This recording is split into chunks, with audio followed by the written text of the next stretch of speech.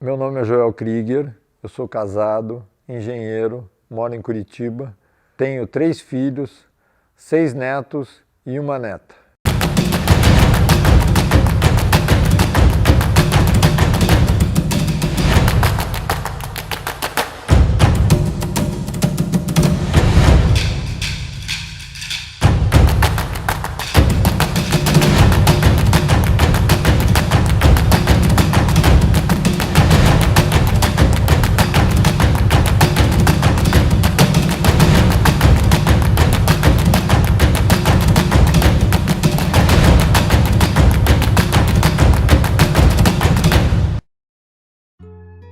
Esse livro é dedicado ao meu amigo João Carlos Angelini, o Joca. Em 2003, ele me contactou e disse: olha, tá, eu li um livro sobre o trekking do Everest, o que você acha? Falei: pô, me manda o livro e vamos conversar. Eu li o livro, achei extremamente interessante, tá, assim, e nós começamos a nos organizar para fazer o trekking do Everest. E aí verificamos que precisava um pouco de forma física e precisava também um treinamento para ver se você aguentava em altitude. Eu comecei a treinar natação, que era a única coisa que eu sabia fazer. O trekking era só uma caminhada. Aí comecei a treinar, conversei com o técnico, que era um amigo meu, antigo, chamado Leonardo, e pedi para ele um treinamento. Disse que eu tinha uns 45 minutos por dia para conseguir uma forma física. Aí, bom, o primeiro treino já deu 1h15, mas foi bem, eu fui recuperando a memória da natação e começamos a se preparar para o trekking do Everest. O primeiro episódio assim de caminhada, tá, que nós fizemos foi o Morro dos Macacos, que é perto de Antonina. Eu nunca tinha feito nenhuma montanha, muito menos subir o Morro dos Macacos, que é uma coisa muito bonita, tá? Mas assim, tinha coisas que também não estava acostumado. Tinha que atravessar um rio, tinha que subir, tá, no meio da lama. Aí chegamos lá em cima, tem uma cachoeira maravilhosa. Os caras disseram: não, agora vamos fazer um rapel. Eu falei: não, isso aí eu nunca vou fazer na vida. E foi uma primeira experiência. A segunda experiência foi para fazer um trekking em Machu Picchu, no Peru, que era uma maneira da gente saber como é que a gente reagia à altitude. O trekking começa em 2.800, vai até 4.200 e volta para 2.800. Nós chegamos em La Paz, na Bolívia, 4.200. Ficamos lá, tá, um dia se aclimatando, fomos para Cusco. No dia seguinte fizemos uma excursão para conhecer um pouco da cultura inca e conhecer melhor um pouco os lugares que tem para visitar lá. Começamos o trekking nós fizemos o trekking curto, que é de 4 dias, tá, que você sobe até 4.200, aí você desce e chega na chamada Porta da Lua. Machu Picchu era uma cidade escondida, que foi redescoberta em 1903, e a trilha Inca estava meio abandonada, eles refizeram a trilha e hoje é dos lugares mais visitados do Peru. Nesse trekking eu fiz coisas que eu nunca tinha feito. Dormi em barraca, entrei no saco de dormir, né, que eu não sabia nem como é que abria o saco de dormir. Nós caminhamos em torno da trilha, chegamos na Porta da Lua, estava um dia maravilhoso e a minha esposa tinha ido, né, me encontrar lá no alto de Machu Picchu. A gente ficou lá 2 dias, conheceu detalhadamente e estávamos prontos para ir para o trekking do Everest.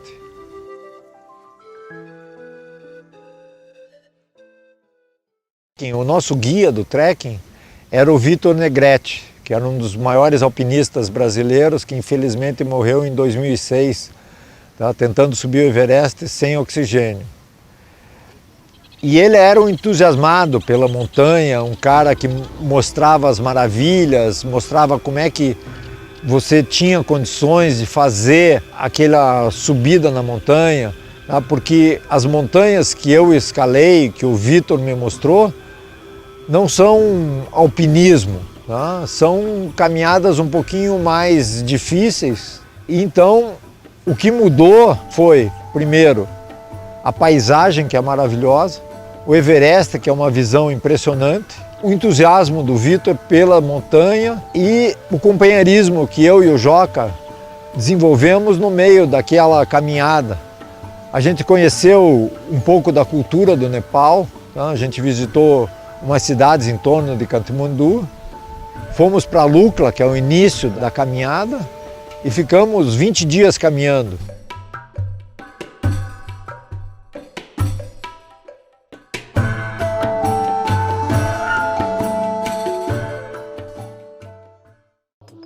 Kilimanjaro é a montanha mais alta da África, que é na Tanzânia, bem no meio da África. É considerada uma montanha relativamente fácil. Em Joanesburgo encontrei o Joca, o filho dele, meu filho e a Renata Cury. Estava comigo a Patrícia Martins e eu para a gente ir para Tanzânia. De Joanesburgo para Dar es Salaam, que é a capital, era a capital da Tanzânia, agora não é mais. Você pega um voo, você faz o visto na entrada do aeroporto e aí de lá você voa para Arusha, que na verdade o nome do aeroporto se chama Kilimanjaro Airport. Porque do aeroporto você vê o Kilimanjaro, é uma coisa assim impressionante, porque o Kilimanjaro é uma montanha no meio do nada. É aquele vulcão que apareceu.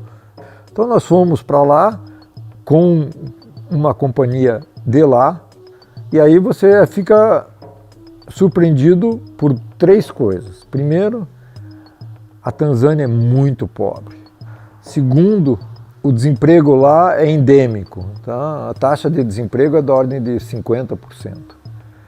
E terceiro, o Kilimanjaro é um parque nacional. Você tem que contratar pessoas de lá para levar você. Tá? Então, nós contratamos uma empresa, o guia parecia um guia fantástico, e nós fomos. O Kilimanjaro tem uma característica que é única em todas as montanhas. É uma montanha no meio da África, onde você começa na floresta tropical, você passa pela savana africana, passa pelo deserto, e quando você chega lá, tem neve lá em cima. E nós fomos por uma rota que é mais ou menos padrão, chamada Rota Coca-Cola, porque tem alojamento nos 4 lugares que você para descansar. Você chega no Parque Nacional, você se registra e começa a subida até o primeiro alojamento, que é Mandala. Percorrer da entrada do parque até o primeiro acampamento, o primeiro alojamento, é na floresta tropical. Tá? Você vê macacos, você não vê muitos animais fora macacos, mas é a floresta tropical, então a floresta densa, tá? A trilha é linda e você chega no primeiro alojamento. No segundo dia você sai de Mandala e vai para o segundo alojamento, que se chama Orombo, que já é na savana africana. Você chega em Orombo, você faz um dia de aclimatação até uma vista do Monte Kenya, que é a segunda montanha mais alta da África, que é linda também, né? Que você tem uma visão fantástica do Kilimanjaro. E no dia seguinte você vai para Kibo, que é o campo base do Kilimanjaro.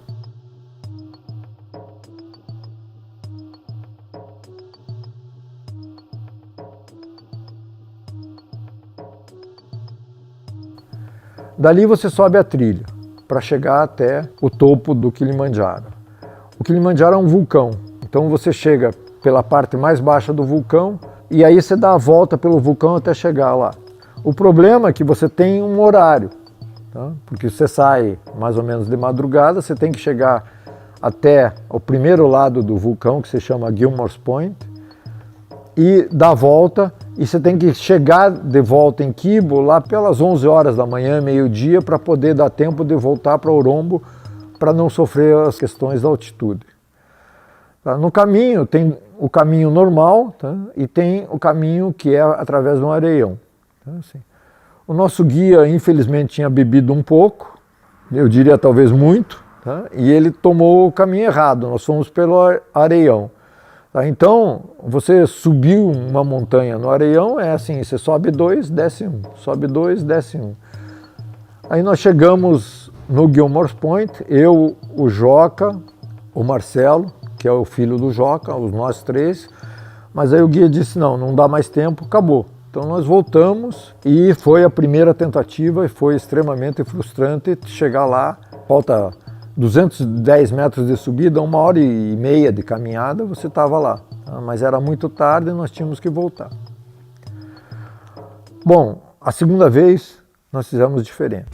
Nós se juntamos um grupo de pessoas, eu, o Ilan, meu filho, um sobrinho, o cunhado do sobrinho, foi também um amigo aqui de Curitiba chamado Alexandre, que nós íamos fazer o Kilimanjaro com uma empresa brasileira, com um guia brasileiro, que é o Carlos Santelena. Então nós tínhamos um grupo e fomos para o Kilimanjaro. Tudo correu bem, nós chegamos no topo.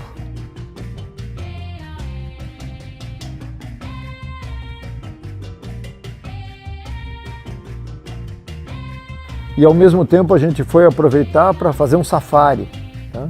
Visitando a cratera de Ngorongoro, que é uma cratera onde tem um microclima que representa a África inteira. Todos os grandes animais estão lá, tá? Búfalos, elefantes, girafas, leões, hipopótamos, tem tudo, e você faz um passeio.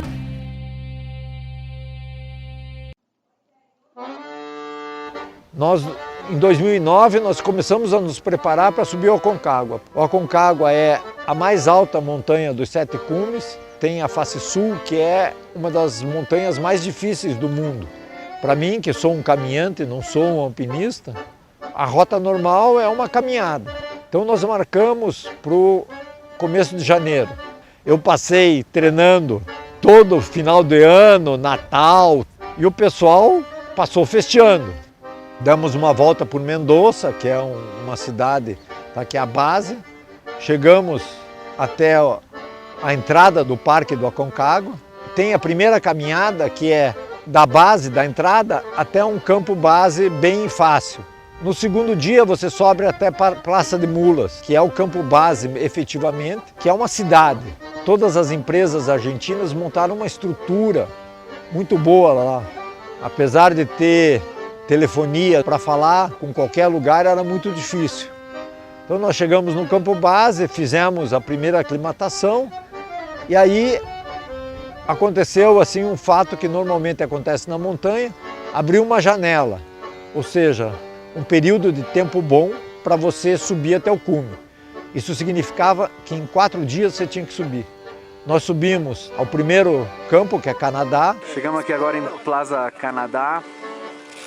Investimos aí umas 3h30 para subir aqui. Depois fomos a Nido de Condores.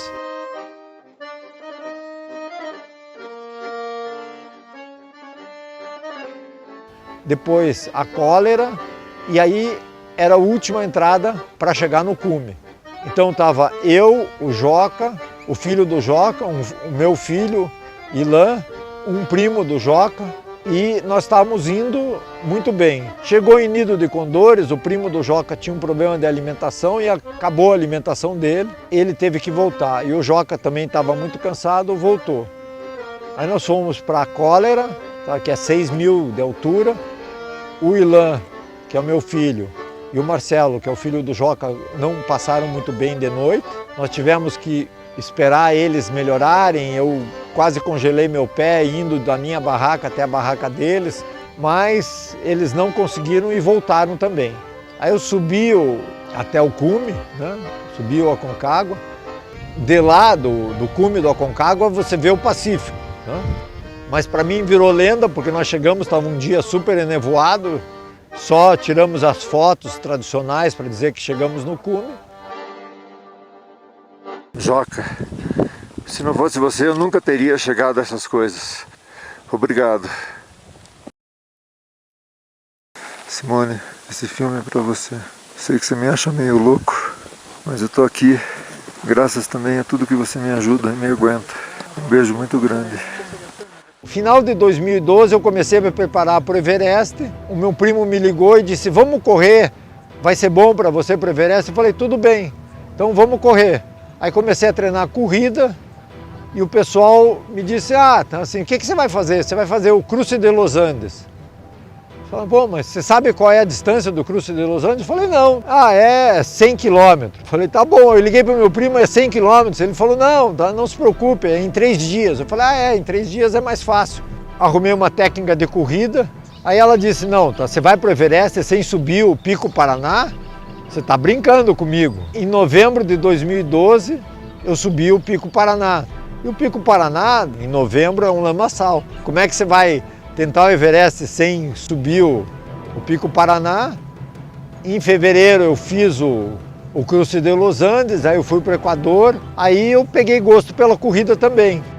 O Joca disse que esse negócio de subir o Everest não era com ele, que o negócio dele era, assim, montanhas baixinhas. O mais alto que ele iria seria o Kilimanjaro de novo, se ele pudesse, o Elbrus, que são montanhas menores. Tive que fazer uma série de treinamentos, assim, de coisas que eu não tinha. Então eu fui para a Bolívia fazer um treinamento de liberdade para resolver os problemas.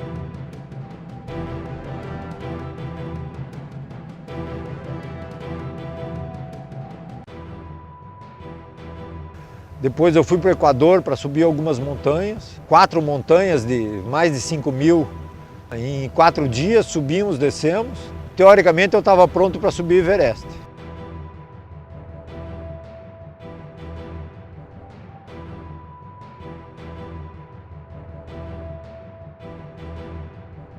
Para ir para o Everest, eu escolhi uma empresa brasileira que tinha uns guias com conhecimento e com experiência de subir o Everest. E essa empresa é uma empresa de Campinas chamada Grade 6. Eu comprei todos os equipamentos, roupas para menos 40 graus, você tem que ter saco de dormir para menos 40 graus, você tem que ter alimentação, você tem que ter uma série de coisas para poder estar preparado para isso. Quando eu estava me organizando para ir, meus netos foram me visitar. Uma semana antes, preparando a mala, cadê meu óculos de montanha? Tinha sumido. Depois eu descobri que um dos netos tinha quebrado o óculos e não avisou ninguém.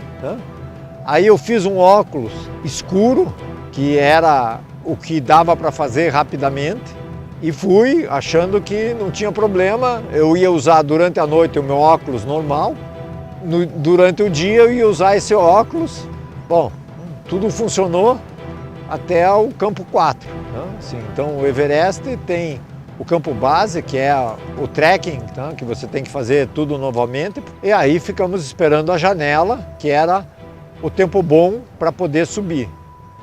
Quando deu o tempo bom, nós fomos subindo. Primeiro eu tinha que usar o óculos normal, e o óculos começou a embaçar. Aí você limpa, começou a embaçar, você limpa. Aí chegou num trecho de pedras que você precisava enxergar alguma coisa, eu não enxergo nada sem óculos, eu não conseguia subir, não conseguia encaixar o crampon. Então, o crampon tem os dentes na frente, eu tinha que encaixar os dentes da frente nas frestas da pedra e ir subindo. Apesar do guia me ajudar, eu não consegui. E a fila atrás de mim começou a ficar grande e eu achei que não dava para subir. E eu voltei extremamente frustrado, sabendo que aquela vez tinha perdido. Mas como diz todo mundo que vai para a montanha, assim, a montanha continua lá. O Vitor sempre dizia, o alpinista bom é alpinista vivo. A montanha continua lá, você se prepara melhor e volta. Quando eu voltei do Everest, o pessoal disse, assim, você faz essas coisas, mas você nunca fez um Ironman. Eu falei, é? O que é um Ironman? Não, é 3.800 de natação, 180 de pedal e uma maratona de corrida. Eu falei, não, maratona e a natação tudo bem. Aí fui falar com a Vanusa, que é uma técnica de triatlo.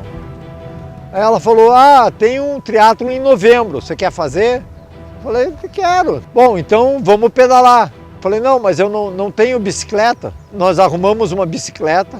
Eu fiz o bike fit, assim, comecei a aprender que sabia andar de bicicleta, mas não sabia pedalar. Ela disse, não, assim, nós vamos dar uma volta. Eu falei, bom, tudo bem. que dá uns 35 quilômetros de ida e 35 quilômetros de volta. Quando eu cheguei, falei, bom, tudo bem. Ele disse, não, agora tem que voltar, né? É que nem montanha, né? Assim, não adianta só ir, tem que voltar. Quando eu cheguei, eu falei para a Vanusa, né? Assim, você queria que eu desistisse? Ela disse, não, assim, sabe, eu queria testar você. Eu falei, ah, bom. Aí eu comecei a treinar bicicleta e tal, e fui fazer o Ironman de Fortaleza, né? Que é um dos Ironmans mais difíceis daqui do Brasil, porque é muito quente, mas eu adoro calor. Mas eu mal sabia trocar pneu, né? Para completar, furou 4 pneus. Eu só tinha 2 câmeras, aí eu pedia para os caras que passavam por mim, para a câmera, aí me deram umas câmeras. Chegou na 4ª, eu falei, não, tá assim, não pode ser, tá? Eu não sei trocar a câmera, tá? Aí eu parei um dos fiscais lá e pedi para trocar a câmera, eu terminei a bicicleta em 8 horas e alguma coisa, e fiz a maratona também, quase que me arrastando, tá? Mas terminei o Ironman em 15 horas, né? 15 horas e alguma coisa. Bom, aí no ano seguinte eu disse, bom, tá assim, agora vamos fazer direito. Aí eu fiz um meio Ironman, fui fazer o Ironman de Florianópolis, uma delícia, né? Fiz em menos de 12 horas e fui fazer de novo o Ironman de Fortaleza. Fiz um meio Ironman em Miami, nadei campeonato mundial de natação. I live in Curitiba, which is 1-hour flight south of São Paulo. Aí eu comecei a treinar para Ironman, para natação e para subir montanha. Resolvi também cruzar o Canal da Mancha. Em 2014, eu resolvi ir para o Everest e nadar o Canal da Mancha, tá? Porque eu já era um nadador experiente, eu tinha feito várias travessias de longa distância, mas o Canal da Mancha não dá para subestimar, tá? Então eu fui para o Everest, não consegui porque houve um problema de janela, assim, a gente chegou lá em cima e estava um vendaval.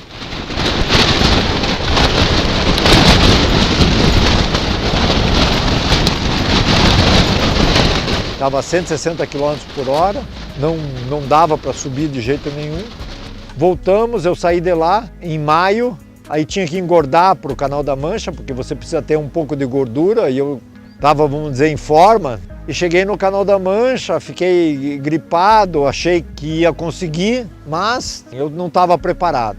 Em 2015 teve um acidente no Everest e a temporada fechou. Aí eu resolvi me preparar para o Canal da Mancha. Treinei só para o Canal da Mancha. Fui para o Canal da Mancha com um especialista no Canal da Mancha, que é o Igor de Souza. Cheguei no Canal da Mancha, deu tudo certo, o dia estava perfeito, eu comecei a nadar, cheguei quase lá. Uma das coisas que é importante, tá, que é uma das normas de segurança do Canal da Mancha, é que o pessoal que está no barco é responsável para verificar o estado do nadador. Eu, em 9 horas, faltava uns 1000 e poucos metros para chegar lá. Aí eu cheguei no meio da corrente que protege a França. Nadei mais 2 horas, não andei muito, andei mais uns 200 metros. Você começa a ver a praia pertinho, você só pensa em chegar. Você esquece o resto, tá? Sim, eu ouvi eles dizendo, vire, eu virava, mas no final das contas eles viam que eu não conseguia virar. Aí o Igor entrou na água e chegou à conclusão que eu não tinha condições de continuar, me tirou da água. Eu só descobri que ele me tirou da água uns 15 minutos depois. Então, no Canal da Mancha, eu saí, mas eu me senti em condições de ter terminado e tinha certeza que ia fazer de novo. O processo de chegar em condições de fazer o Canal da Mancha ou subir o Everest é um processo que é demorado. Eu sempre digo, qualquer pessoa pode subir o Everest ou atravessar o Canal da Mancha. Mas, assim, não dá para acordar de manhã e dizer, não, tá, agora eu vou subir o Everest. Né? Tem que se preparar, tem que aprender, tem que ter roupa, tem que ter alimentação, tem que ter conhecimento, tem que ter organização. É uma lição de vida. É você saber que cada etapa tem que ser cumprida. Tá? É um processo. O Elbrus é uma montanha nevada que é exatamente a fronteira entre a Europa e a Ásia. Tá? É considerada a montanha mais alta da Europa. É uma montanha relativamente fácil, porque ela tem 5.200 metros, tá? Também é um vulcão. Não é que nem o Kilimanjaro, que você tem que dar a volta pelo vulcão. Ela é uma montanha que só sobrou os dois picos, o da direita e o da esquerda. Tá? O da esquerda é o mais alto e o da direita, quando você vai subindo, o da direita é o mais baixo. Mas você tem um caminho que você não precisa passar pelos dois. Algumas curiosidades. Você chega em Moscou, pega um avião, tá? Vai até Miral-Vod, que é o último lugar que tem um aeroporto decente, que desce avião. Tem duas coisas interessantes. Tá? Assim, primeiro, que tem um teleférico. A parte baixa da montanha, tá? É muito usada para fazer snowboard e esquiar.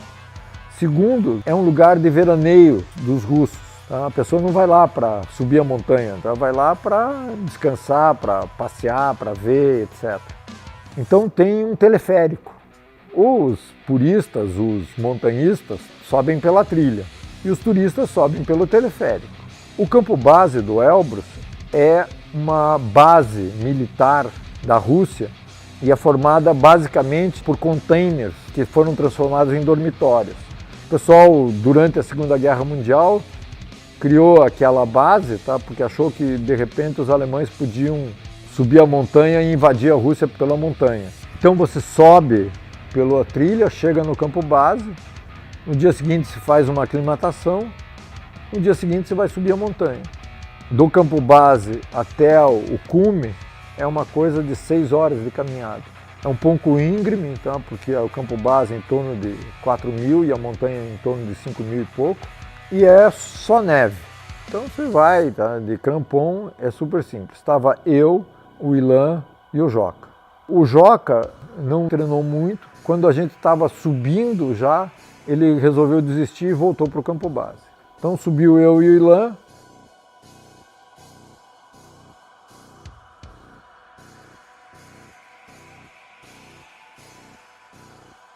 Nós chegamos lá em cima.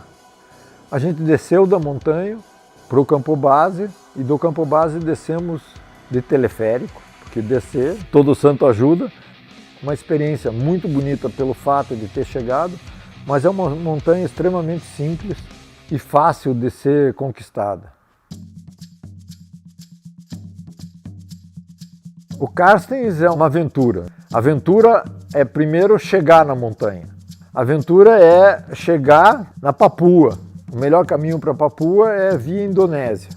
E aí você começa a ver alguns detalhes. O que você pode carregar é extremamente limitado pelo tamanho do avião que te leva até o ponto de entrada no parque do Carstens. Segundo, você vai pousar numa base militar. Assim, aquela região é a região dos canibais da Papua. Eles não comem turistas, tá? Isso é uma coisa básica, tá? Porque eles vivem dos turistas. Tem duas tribos, as tribos sempre estão com guias de pessoas que querem subir o Carstens. Nesse grupo estava eu, o meu filho Ilan, o meu sobrinho Felipe. O que aconteceu? Primeiro, essa história dos canibais, todo mundo estava preocupado, etc., mas todo mundo sabia que não tinha problema. Nesse grupo tinha mais pessoas e duas dessas pessoas tinham ido no meio de uma guerra entre as tribos. Então eles ficaram uma semana presos na aldeia até conseguir voltar e não conseguiram subir o Carstens. Porque o Carstens, apesar de tudo, é uma montanha, tá, assim, que tem algumas dificuldades, tá, mas a dificuldade maior é seguir até a montanha. Tivemos que percorrer o pântano inteiro até chegar à base da montanha.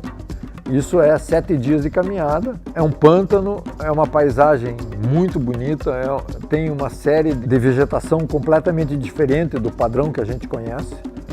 E tem algumas coisas que só estrangeiro vai passar, né? Nós chegamos no rio e a correnteza do rio estava muito forte. De repente os canibais sumiram, os nossos guias. E outra coisa interessante é que quando eles caminham na montanha, eles caminham a família inteira. Vai as crianças mais velhas, a esposa, que é ela que cozinha, não é os guias, e nós. Então acaba que nós éramos em 12 pessoas, tinha um grupo de 40. e de repente sumiu todo mundo. Nós olhamos e dissemos não, nós vamos atravessar o rio. Não sabemos o que aconteceu, a montanha já dava para ver, né? A montanha já era fácil de chegar, então vamos atravessar o rio. Bom, aí fizemos uma corrente humana, aquela água fria, tinha aquela umidade toda, passamos, tá, assim, molhou um monte de coisas, de roupa, de calçados, etc. Chegamos do outro lado da margem, aí se seca um pouco e tal, o sol ajuda, e de repente a gente vê o grupo dos nossos guias voltando com um tronco de madeira. Eles fazem uma ponte, colocam um corrimão na ponte, todo mundo passa, tá? Eles olham para nós como, tá, dizendo assim, vocês são doidos, vocês sabem o que vocês fizeram, porque a comunicação eles falavam muito mal o inglês, né? E nós ficamos com cara de idiota, óbvio, tá? Porque se eles iam fazer isso, né? E a gente não entendeu que eles iam fazer isso, tá? Nós nos arriscamos a morrer afogado e todo mundo molhado e eles chegando lá, atravessando a ponte bonitinho, tá? Olhando para nós, e aí continuamos o caminho.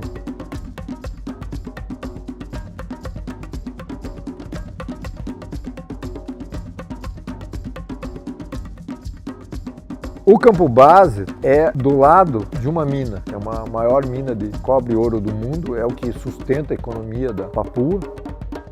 Tem sinais de poluição muito grandes. A subida da montanha é relativamente simples, só alguns detalhes que tem uma tirolesa sobre um penhasco de 600 metros de profundidade. Naquela umidade, qual é o cabo que resiste, tá? Então, o primeiro é o corajoso que vai lá testar o cabo. Mas não teve problema, todo mundo passou. A gente deixou as bagagens de um lado. O cara disse, não, é pertinho. Nós chegamos, levou 1 hora para chegar até o cume. O Carstens é uma pirâmide, então o cume é o topo dessa pirâmide. Tá? Ela é conhecida mais também como pirâmide Carstens.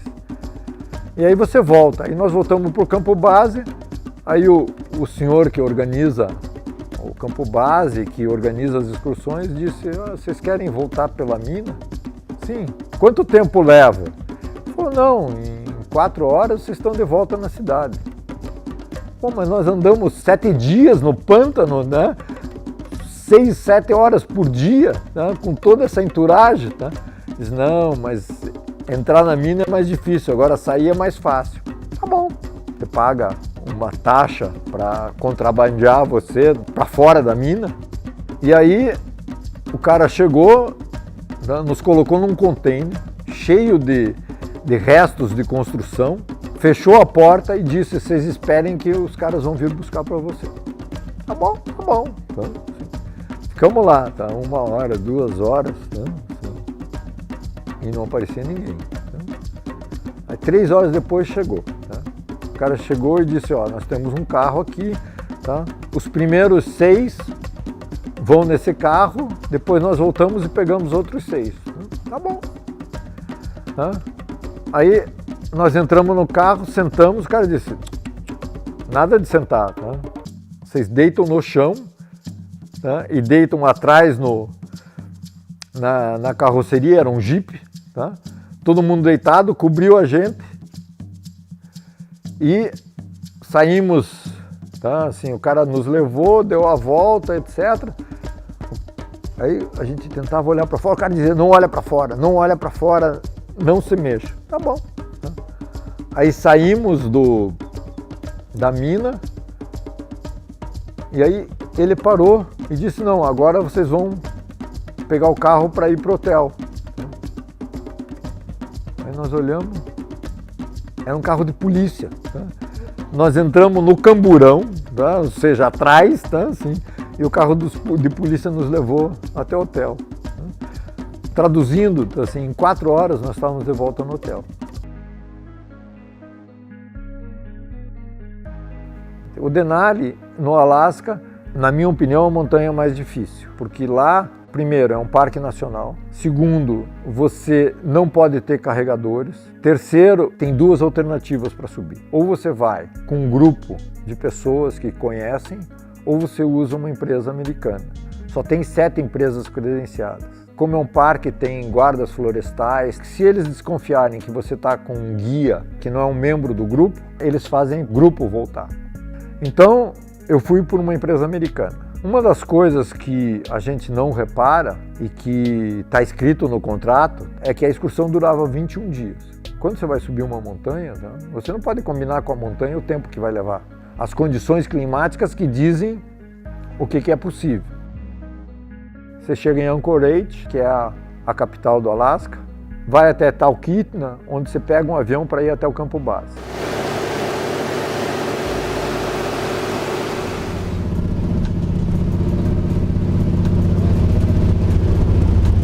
Nós chegamos no campo base, você dorme no campo base, pega o trenó que você tem que carregar, porque você carrega uma parte das coisas nas costas e uma parte no trenó, senão ninguém conseguia. Porque você tem que levar a barraca, você tem que levar utensílios domésticos, você tem que levar o banheiro.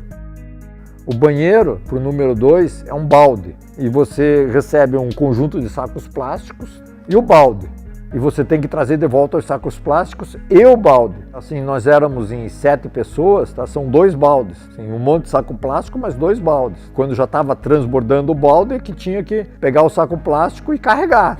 Lá, como você carrega muita coisa, tem toda uma estrutura de organização, tá? Para diminuir o esforço físico. Então você sai do campo base e vai até o campo 1 carregando tudo, porque é uma subida não muito íngreme. Do campo 1 para o campo 2 é uma subida pesada. Então o que você faz? Você leva um pedaço das tuas coisas até metade do caminho, enterra, volta para o campo 1, dorme, no dia seguinte você vai direto para o campo 2. Descarrega, monta o campo, etc. No dia seguinte você volta para pegar as tuas coisas e sobe de novo.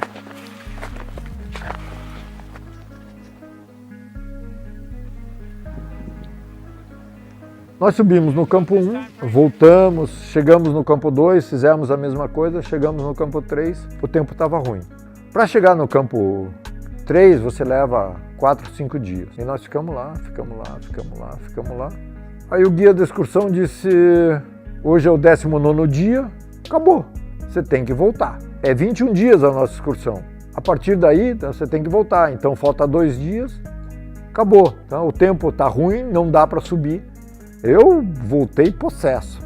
Aí eu cheguei no Brasil, conversei com um amigo que já tinha tentado subir o Denali e disse, bom, dessa vez nós vamos organizados como um grupo. Esse amigo é um alpinista no sentido da palavra, tá? Eu jamais vou me considerar um alpinista.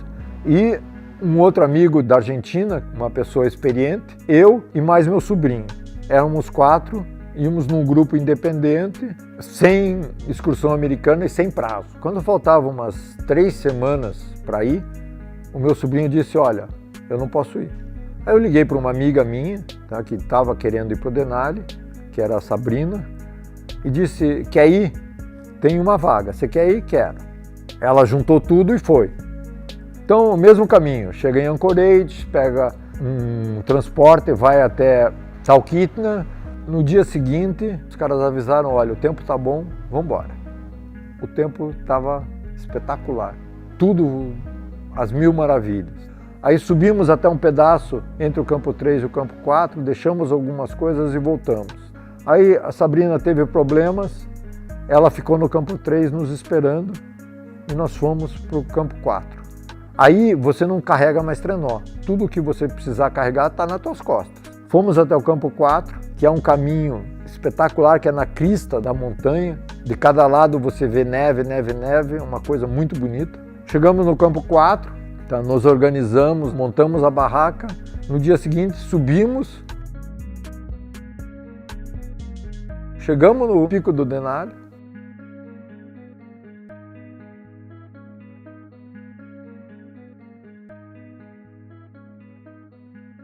Voltamos para o campo 4, dormimos no campo 4, no dia seguinte fomos para o campo 3, pegamos todas as coisas, fomos direto para o campo base, o tempo estava ótimo, pegamos um avião e voltamos.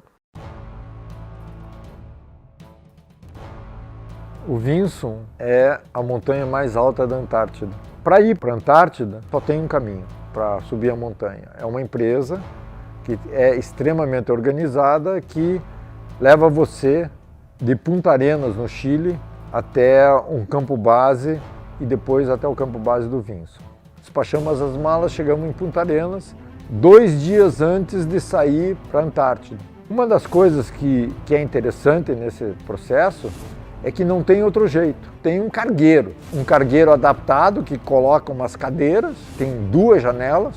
O avião é um Ilyushin russo que aguenta baixas temperaturas. Essa empresa que monopoliza esse processo. Eles pesam tua mala, eles dizem a hora que vão te buscar, dizem a hora que vão buscar a mala, eles buscam as malas antes para poder ter certeza que o peso cabe no avião, que está tudo certo. Aí você, no dia seguinte, eles vêm te buscar, você já sai pronto para o gelo, tá? Você já sai de bota para a neve. Aí você pega o avião, a única coisa que você vê é a tela do avião. O avião tem uma câmera no bico que vai mostrando para você a paisagem.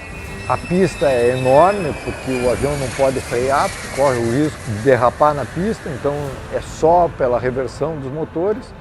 Aí você pega um trator de neve para carregar pessoas e te leva até a base para você pegar o avião para a base da montanha.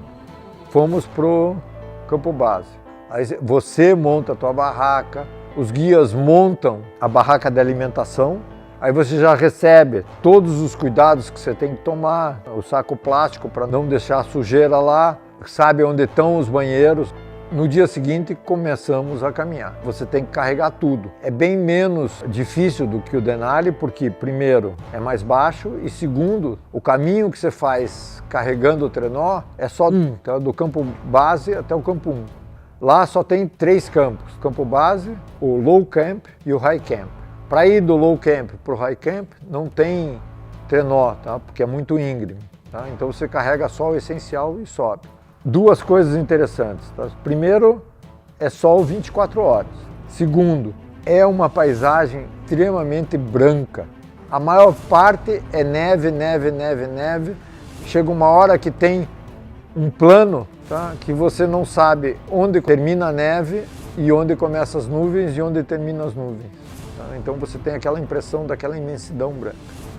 Então você sobe até o campo 1, deixa as tuas coisas, volta para o low camp, volta para o campo base, fica lá. No dia seguinte você sobe de novo para o low camp, aí você faz uma aclimatação. Tá? Só eu fui fazer, o pessoal ficou no campo. No 3º dia você sobe para o high camp. No 4º dia você sobe até o cume e volta. É cansativo? É. É difícil? Mais ou menos. É muito mais fácil que o Denali. Tá? Você carrega menos coisa, você tem que se cuidar com a alimentação, você tem que ter a preocupação de não deixar nada lá. Eu perdi a minha garrafinha, o pessoal quase me matou porque eu perdi a garrafa, aquilo lá não tem o que salvar, vai ficar lá para todo o tempo.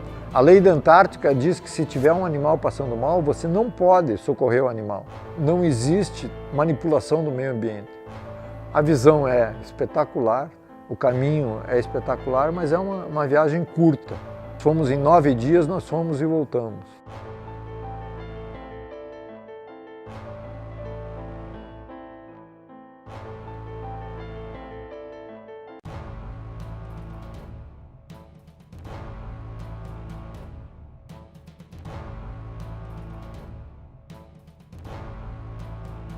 Já era a 4ª vez que eu ia para o Nepal.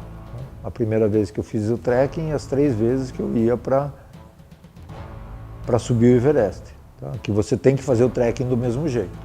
Então, eu e um amigo da Austrália, que a gente tinha se conhecido no ano anterior, a gente conversou, que a gente não ia fazer turismo, a gente ia fazer objetivamente.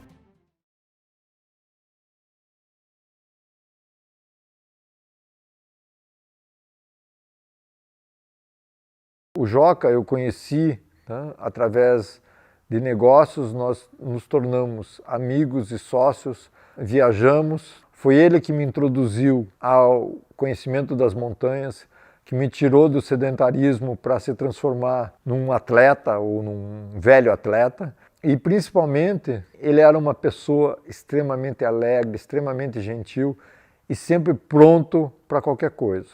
Então, muitas vezes nós viajamos juntos a trabalho, nós fomos a feiras de computação junto. A gente praticamente se conversava todos os dias. Ele ficou doente, ficou uns 2 anos sofrendo, tá? Ninguém sabia o que era, foi a vários médicos, tá? E finalmente descobriram que ele estava com câncer. Tá? Ele tratou o câncer, mas não deu certo. Tá? Ele morreu quando eu estava fazendo uma tentativa de subir o Everest, a minha última tentativa, que foi em 2018. Eu estava num lugar que nós tínhamos estado juntos, tá? Assim, que foi mais doído ainda. E naquele dia eu ia subir uma montanha que faz parte do processo de aclimatação, que é o Nargajang, tá? Que eu tinha estado com ele lá. Então eu recebi a notícia de manhã, subi a montanha com muita tristeza, e cheguei lá em cima e tirei uma foto do mesmo lugar que nós tínhamos uma foto junto. Quando eu voltei para o Brasil, a primeira coisa que eu fiz foi ir até Brasília.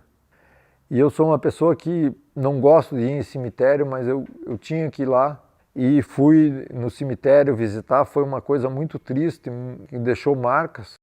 Dizer que o documentário é dedicado a essa amizade que infelizmente não pôde continuar a ser desfrutada.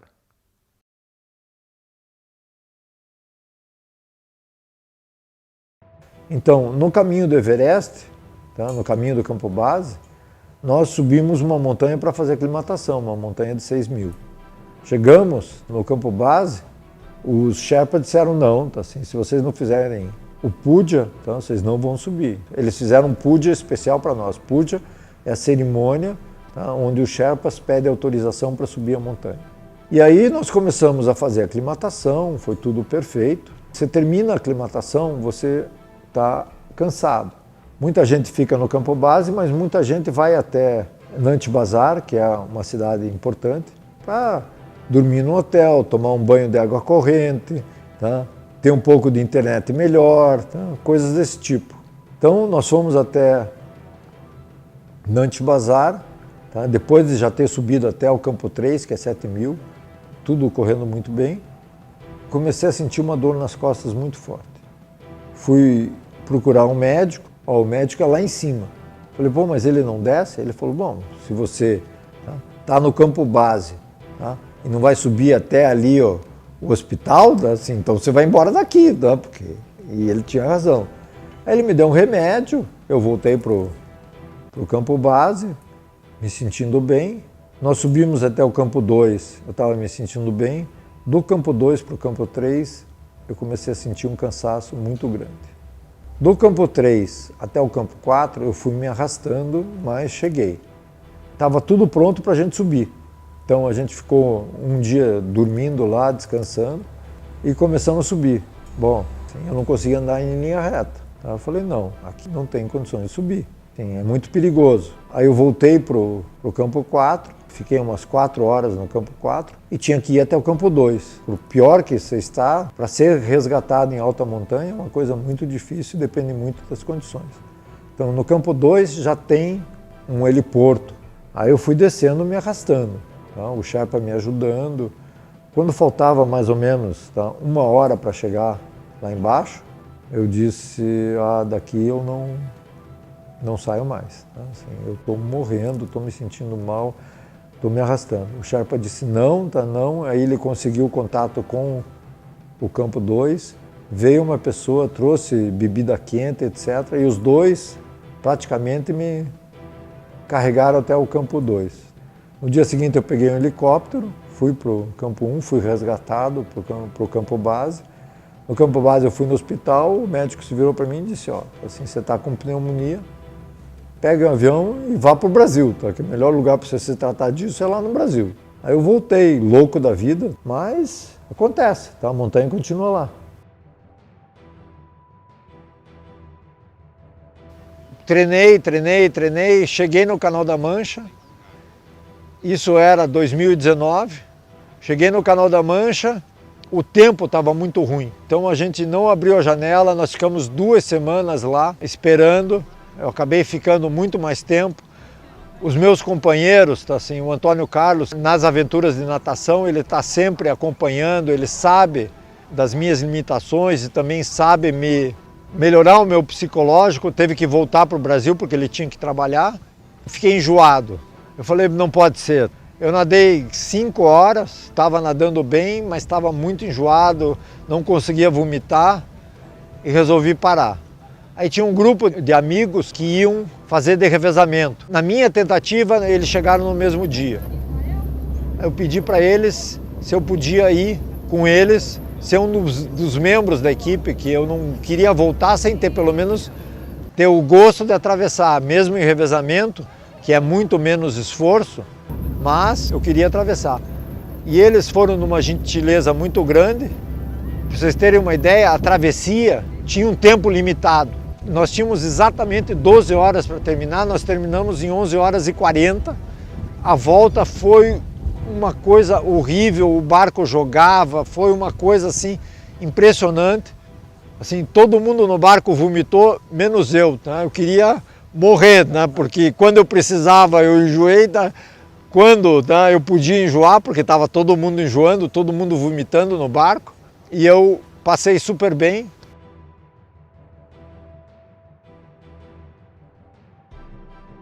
Aí voltei, comecei a me preparar para 2020 para ir para o Everest. Em outubro eu estava treinando para fazer um Ironman. Eu tive um colapso da vértebra T9. Aí eu tive que começar a me recuperar, a idade começou a pesar, eu comecei a ter osteoporose, eu tinha que fazer um tratamento, fiz o tratamento, comecei a treinar, e aí chegou 2020, chegou a pandemia. Eu consegui continuar treinando, sem problemas, me preparando para subir o Everest agora em 2021. No final do ano, eu tive um rompimento do tendão do ombro, eu tenho que fazer uma operação e o meu projeto para o Everest ficou para 2023. 2022 eu vou para o Canal da Mancha. E você tem que ter a humildade de saber, ó, cheguei no meu limite. Assim, no Everest eu fui 3 vezes, cada vez uma situação diferente, e eu sabia que não ia conseguir, apesar de todo o esforço, eu voltei. Você não chega num dia e vai subir o Everest. Tá? Você não chega num dia e vai competir natação. Tá? Você tem todo um processo. Tá? Tem treinamento, tem desenvolvimento, tem aprendizado, tem um monte de coisas que você tem que fazer. Eu gosto de provas longas. Tá? Para correr uma maratona, você precisa treinar para uma maratona. Tá? Para você fazer um Ironman, você precisa treinar para um Ironman. Por melhor que você seja esportista, você tem que treinar, tá? Você tem que ter um foco. Não dá para acordar de manhã e dizer assim, eu tô com preguiça. Não tem preguiça. Cada dia é um dia, cada treino é um treino, cada objetivo é um objetivo. Quando chega no teu objetivo, tá? Quando você chega numa prova, quando você chega numa montanha, você tem que saber que você está preparado, tá? Que você fez tudo que podia ser feito. É isso que é o objetivo do treinamento. É uma jornada. Tudo na vida é passo a passo. Ninguém nasce sabendo e ninguém desenvolve os seus talentos se não trabalhar em cima disso.